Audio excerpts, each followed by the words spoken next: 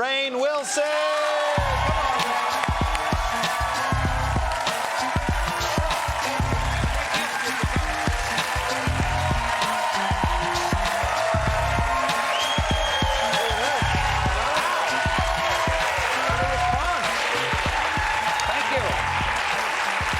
Cheers to that.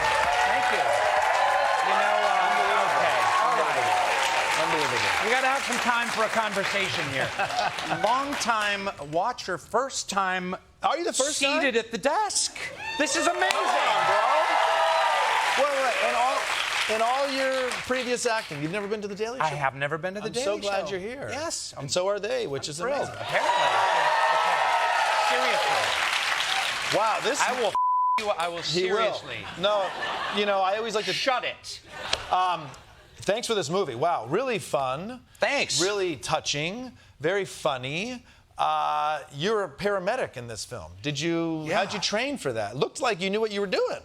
Well, we underwent some serious training with other paramedics. In fact, the co-author of the film is here in the audience somewhere. Okay. And all of the stories in Code 3 are based on his real-life experiences. Wow. And so as people on the frontline workers, EMS workers are seeing this film, they're ecstatic. They're like, finally a film that really gets us. But I did a ride-along with in South Central with the LA Fire Department. That was really eye-opening. Yeah. And there's a wonderful part in the film where they walk through a hospital and they show you what everyone's making as far as money goes. Yeah. And it's depressing that the paramedic is averaging like $42,000 a year or something. Yeah. Yeah. The number one thing I would learn from this film was that this population, the population that we entrust to save our lives, to save our grandmother's lives, to come at a single call of 911, they get paid about what someone who works at Starbucks gets paid. There's a great line that's something like, I'm your best friend on your worst day. Yeah. Why are we paying our best friend on our worst day nothing? Well, you know... Answer that for me. I'm gonna... Yeah. Tell me how the healthcare system can be improved, professional actor. Yes, okay. You want to hear from a sitcom actor about how to fix the American healthcare system. You know, these systems are so colossally broken from top to bottom. You can talk to anyone, you know, from a hospital administration staff to the insurance companies to, you know, the emergency room workers. It's crazy.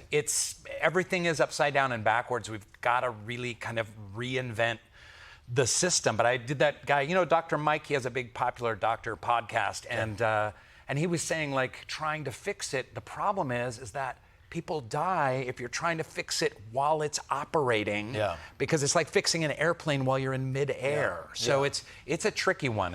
It's beyond me. I was skiing in France one time, and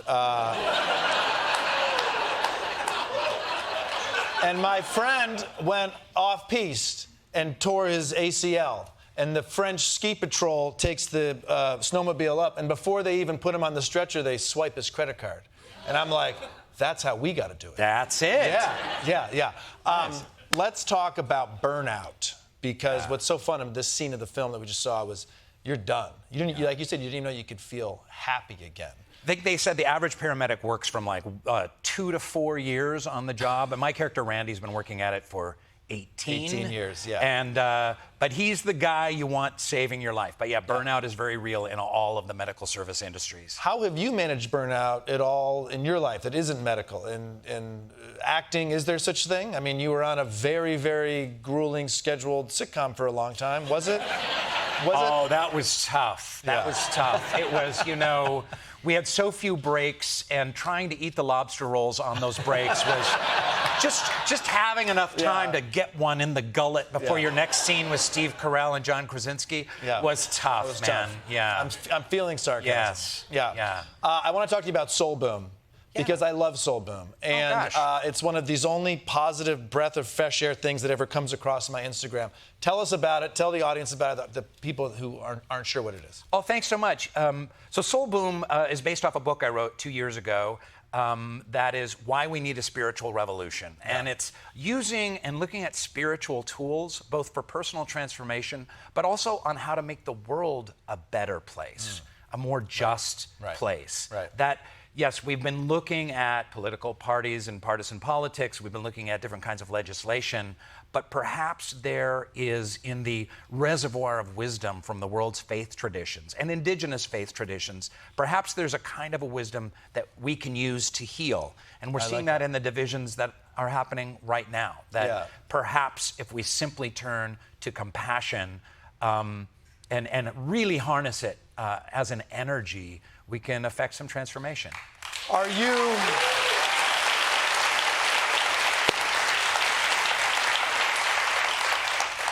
How do I live that? How do I live it? I'm trying to get on the C train. It's full. Someone told me my backpack hit them.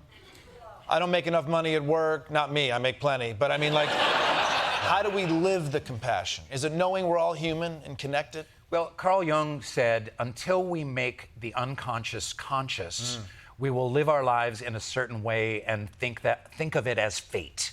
So it's taking the unconscious habits that we have throughout our life, getting on the C train, waking up in the morning, brushing our teeth, doom scrolling on our phones, and bringing more and more consciousness. I think a meditation practice is a great place to start for everyone, whether you're an atheist or a theist, to bring more kind of loving attention to being in the moment. That's one place to start. And then we have to look at it in terms of building at the grassroots, building community and connection.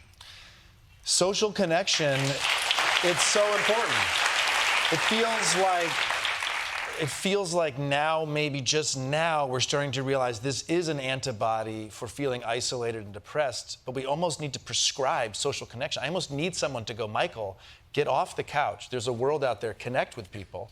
Yeah, and it's hard to do it. And think about how bad it is for our kids right now. They're growing up with these like microcomputers in their pockets that make you feel like you're connected. They certainly allow you to communicate, but communication is different than connection. Oh, yeah. So we, we have to foster that, and I think it's going to happen not online. I think it's going to happen IRL. That means I like that. in real life.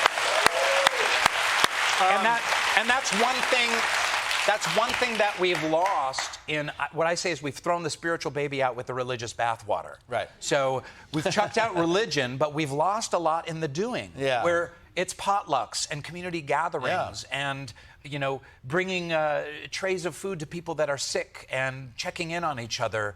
So we have to find new ways of coming together. Definitely. It's a tricky one because I hear church and I back off. A lot of people do. Yeah, a lot of people do. But soul, boom. Yeah. I'm in. Okay. Or connection. Yeah. Or community. Right. And we are losing that. So that's interesting that's something we should really be focusing on. Yeah. You know, you talk a lot about climate change. You talk a lot about the fires that you've had to endure and deal with living in Los Angeles. Yeah. But then you also are about compassion, and yet half this country doesn't necessarily even believe in climate change. Or I see some of what you post and the people that write back, they say really violent, mean things to you. You've been reading my comments? How do you soul boom an asshole is what I'm trying to say. Yeah. How do you navigate that? I just caught a glimpse of myself. I look pretty good. You look pretty good. I clean up nice. Clean up nice. Listen, there is about a little less than a third of the United States that doesn't believe in the science of climate change. Of course, science isn't something you believe in. Science just is. We need to just forget about them. We're never going to change their mind. I do believe that there is a movable middle of people that are really confused, and they hear the science, and they read the studies, and they look online, and they know there's got to be some truth to it, because you've got factories belching smoke into the atmosphere for 200 years now, and every year is getting hotter and drier, and weather is getting more extreme. So I think one of the failings that we've done is, especially on the political left, is communicate climate effectively. You guys do it great with humor, like the cow farts. And also, I think one area that can unite both political left and political right is, again, looking at a sacred or spiritual connection to nature, which we have really forgotten about. We need to be in nature more. We need to train our children in nature more, educate them. I mean, we're still teaching them like home ec and cursive, and we need to teach our children to cherish the land, to conserve the land is something that people maybe on the politically right political right can get behind. Yeah. And there are ways to bring people together around climate that we haven't fully explored. Nature is just such badass, huh? Badass. I was sitting on a deck this summer, and this bee was behind me doing its thing. And my first New York City reaction was, God, this bee is so loud. I was mad about that. I was mad at the bee. And then you really watch what's happening, and it's like, man, we're all connected with this shit, dude. Yeah. Come on, Rainn. Yeah. Are you, We're all in it. We're all in it. are you, you're on mushrooms now, aren't you? Yeah. I love that you thought a bee was loud. You live in New York City with like garbage cans and people screaming and honking horns like, bzzz, Yeah. I guess it's shut up! Pollinate! I guess it's the noises we're used to.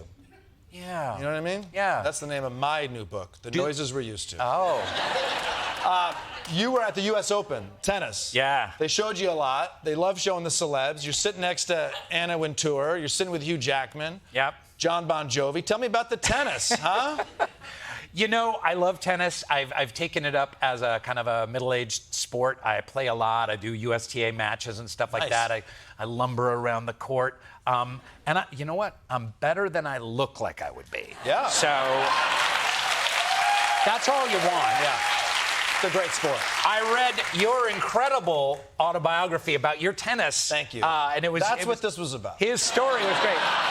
But yeah, I think it's an amazing sport, and that's another. You know, we talked about climate change communication. Yeah. We need to communicate tennis better because Yeah. people need to get into tennis way more. We're losing the audience for it. It's such an amazing. It's an amazing sport. The average age of like a tennis viewer is like 68 years old. No offense.